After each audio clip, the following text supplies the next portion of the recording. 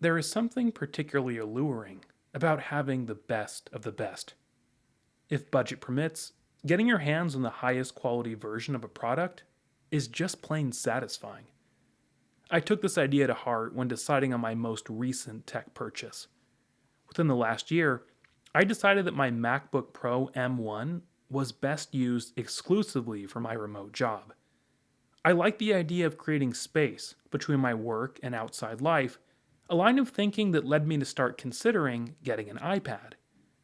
My iPad Air 2020 had turned out to be something approximating a disastrous waste of money, and I was weary of repeating these same missteps. Despite this, I somewhat impulsively ended up picking up an iPad Pro M4 11-inch, and I'm happy to say that it's been nothing short of stellar. Like many of you, I'm sure, I've had a long fascination with OLED screen technology. I remember being in middle school and marveling at the then revolutionary Samsung AMOLED screens packed into the company's Galaxy phones.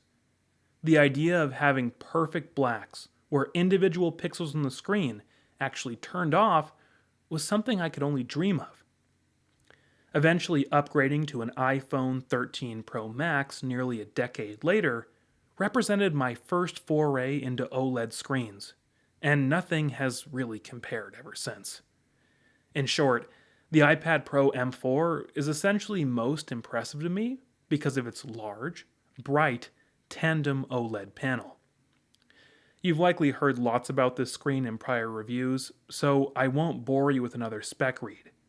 I would, however, encourage you to try it out for yourself if at all possible.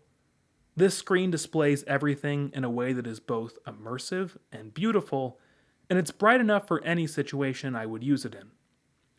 As other reviewers have pointed out, you essentially won't find a better screen on essentially any other consumer level device out there, making the price of $9.99 for the base model somewhat reasonable.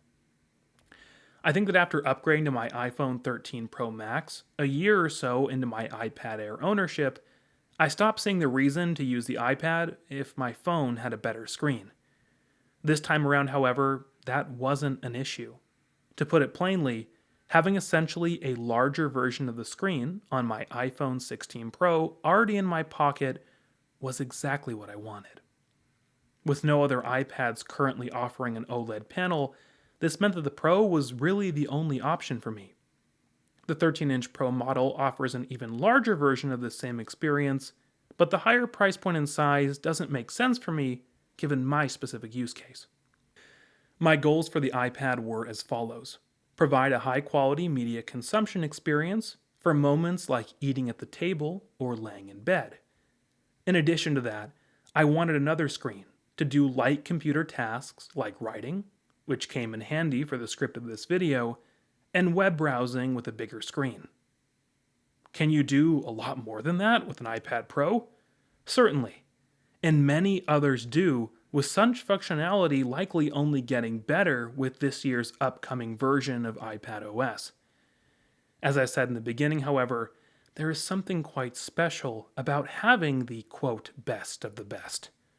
The 11-inch model fits perfectly at my small dining table and also fits quite comfortably in my lap. The keyboard, while small, works completely fine for writing. The M4 processor, while likely far from completely necessary, has also come in handy when booting up Minecraft Pocket Edition and helps future-proof the device. People can call the device overkill all they want, but I suppose this iPad is overkill, much in the same way OLED TVs, audiophile headphones, and high-end cameras are. Some people just want the best, and I happen to fall into that category. I decided to go for Pro iPhones my last two upgrade cycles, despite the fact that the standard iPhones would have done the job. In retrospect, I don't regret this in the least, given my affinity for tech.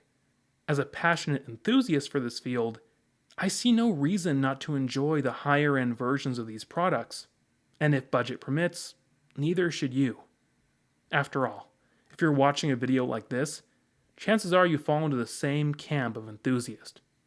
To be clear, Is a purchase like the iPad Pro entirely necessary for someone like me? No, of course not.